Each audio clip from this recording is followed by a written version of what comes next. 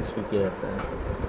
मेरे पास में question number 24 है, the resistance of rheostat shown in figure 32E5 is 30 ohm. एक रियोस्टेट है, रियोस्टेट एक इंस्ट्रूमेंट होता है जो वेरिएबल रेसिस्टेंस को काउच करता है, उसको स्लाइड करके हम रेसिस्टेंस को बढ़ा सकते हैं, घटा सकते हैं, और उसको मेन सर्किट में जोड़ा जाता है रेसिस्टेंस को वेरिएबल बनाने के लिए। जितना यदि सर्किट में रेसिस्टेंस ज़्यादा चाहिए तो हम उसको बढ़ा सकते हैं, कम करना हो तो कर सकते हैं। यदि ये पॉइंट यहाँ चला जाए तो करंट पॉजिटिव से होते हुए, इससे होते हुए मैं इतना दूरी तय करते हुए, मैं रेसिस्टेंस तय करते हुए मैं इसमें जाएगा, यानी कि आमीटर में करंट कम दौड़ेगा क्योंकि ये रेसिस्टेंस बढ़ा दे रहा है।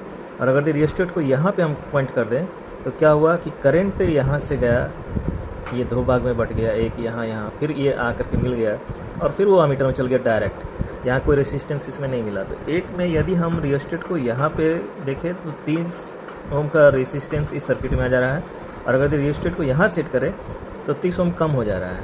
तो ये कम करके और बढ़ा करके हम इसमें आमीटर में डिफ्लेक्शन को बढ़ा भी सकते हैं और घटा सकते हैं। तो क्वेश्चन में ये था कि find the minimum and maximum current through the ammeter as the rheostat is varied. इस क्वेश्चन को अटेम्प्ट कैसे लें, कैसे बनाएं। ये इसका सर्किट है, यहाँ रेसिस्टेंस गया, ये रेसिस्टेंस है और ये आमीटर है, और यहाँ पे वेरिएबल रेसिस्टेंस के लिए हम रियोस्टेट को पहले हम यहाँ पे ऐड कर दें ताकि हम रेसिस्टेंस ये कवर कर लें। और ये 30 ओम का रेसिस्टर यहाँ कनेक्ट हो गया, यहाँ 20 ओम है और यहाँ पे 10 ओम है, 10 ओम है, और वोल्टेज है EMF है 5.5। अब इसका सर्किट ये हुआ, इसको भी ले लिए तो ये दोनों तो पैरेलल में है और जो आएगा उसका ये सीरीज हो जाएगा। तो पैरेलल में आपको बताया गया है कि ये इसका ये दोनों पैरेलल में है, पैरेलल में है तो ये हो गया 10 × 20 प्लस 10 प्लस 20, और ये सीरीज़ में है तो इसको ऐड कर देना होगा 30। ये R इक्विवेलेंट आ गया है, चूँकि ये दोनों पैरेलल में है तो इसका हम ये रेसिस्टेंस निकालें R1 × R2 divided R1 + R2 के फॉर्मूला से। और जब ये हो गया ये और ये दोनों सीरीज में आ गया तो ये हो गया। अब इसका वैल्यू आएगा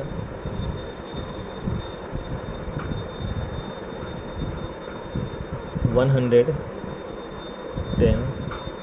डिवाइड बाई 3।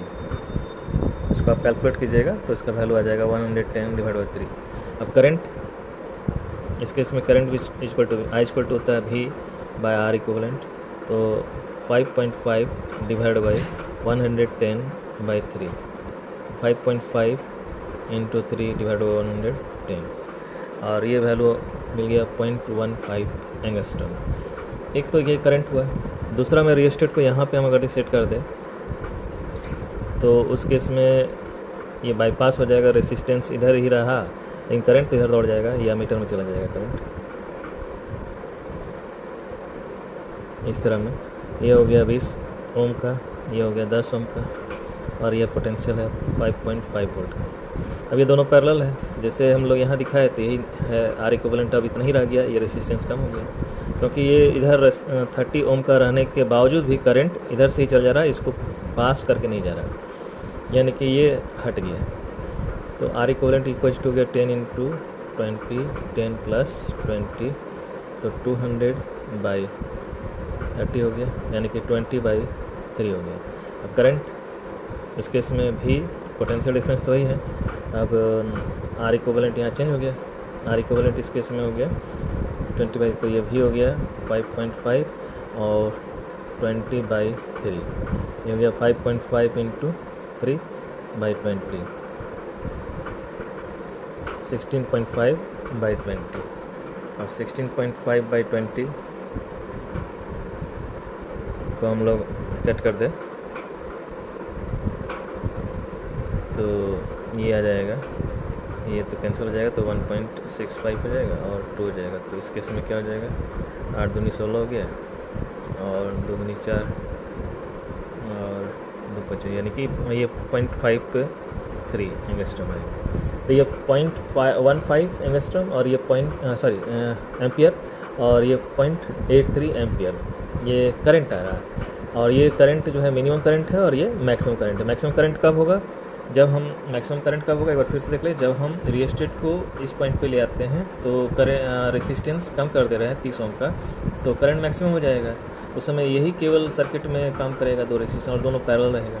और मिनिमम कब हो जाएगा, जब हम इसको भी कवर कर लेंगे तो ये दोनों पैरेलल और ये दोनों का इक्विवेलेंट और ये जो है सीरीज में आएगा। इस तरह से हम इस क्वेश्चन को सॉल्व करते हैं।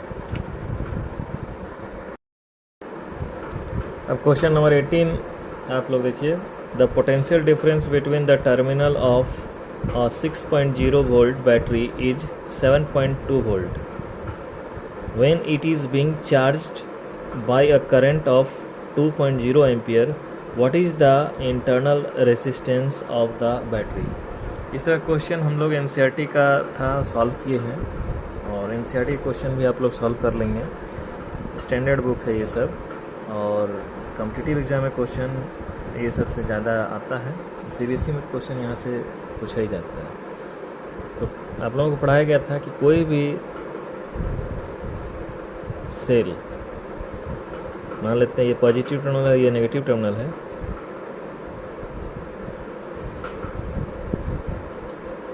Cell is a device which produce EMF, और वो दूसरे को करंट सप्लाई करता है, लेकिन करंट इसके थ्रू भी होकर के जाता है और वह कुछ करंट्स को कम कर देता है उसके अपने आंतरिक रेसिस्टेंस के कारण, जिसको बोलते हैं इंटरनल रेसिस्टेंस R। और इसी को आपको जो है बताया गया था कि इस तरह से पॉजिटिव और नेगेटिव टर्मिनल देखे और ये रेसिस्टेंस स्मॉल r है, और ये पॉइंट है और ये पॉइंट है। ये पॉइंट है A, इस पॉइंट को बोलते हैं B पॉइंट, और ये हो गया C। तो A और B के बीच में जो डिफरेंस है वही आपका दिया हुआ है 6 वोल्ट और इंटरनल रेसिस्टेंस R है, और A और C के बीच में जो पोटेंशियल डिफरेंस है वो दिया हुआ है 7.2 वोल्ट। लेकिन इसको चार्ज कैसे करेंगे, तो चार्ज करने के लिए हम लोग पॉजिटिव को पॉजिटिव टर्मिनल से जोड़ते हैं, नेगेटिव को नेगेटिव टर्मिनल से जोड़ते हैं। तो मान के चलते हैं एक सोर्स ऑफ DC है, जो कि आपको इसको मान के चलना पड़ेगा। ये सोर्स है DC जो कि हम बाहर से सप्लाई कर रहे हैं और करंट इस डायरेक्शन में जा रहा है, ऐसे होते हुए में इस तरह से आ रहा है। अब यही करंट दिया हुआ है क्वेश्चन में, कि क्वेश्चन में करंट दिया हुआ है 2.0 एम्पियर, और ये जब इसको चार्ज कर रहा होता है तो उस समय इसमें करंट दौड़ रहा है इंटरनल रेसिस्टेंस में, इतना ही दौड़ रहा है। अब इस केस में A, B और ये C है, तो ये जो पॉइंट है ये क्या है, इसको हम लोग बोलते हैं VAC, यानी कि A पॉइंट का पोटेंशियल ज़्यादा है और C का पोटेंशियल कम है। तो यदि हम इस पर किरचॉफ्स लॉ लगाएं, और इसी का वैल्यू दिया हुआ है, 7.2 और इसका वैल्यू दिया हुआ है 6.0 वोल्ट। तो आप लोगों को समझाया गया था कि किरचॉफ्स लॉ में एक बार घूम जाना पड़ता है। यदि हम यहाँ से यहाँ जा रहे हैं तो पोटेंशियल ड्रॉप हो रहा है, तो उसको हम लोग जो है पोटेंशियल जो ड्रॉप होता है उसको पॉजिटिव लेते हैं, पोटेंशियल बढ़ता है तो हम लोग नेगेटिव लेते हैं, आपको क्लास में सिखाया गया था। तो ये A और B हो गया, यानी कि भी इसको E1 कह देते हैं। चलिए कोई बात नहीं, इसको E1 मान लेते हैं, इसको E2 मान लेते हैं। तो E1 और प्लस करंट अगर दौड़ रहा है I तो IR, और फिर यहाँ जा रहे हैं तो यहाँ बढ़ रहा है, तो बढ़ते हुए में हम लोग नेगेटिव मानते थे, तो E2 = 0, E1 plus IR = E2, या हम कह सकते हैं IR हो गया E2 माइनस E1, और ठीक है।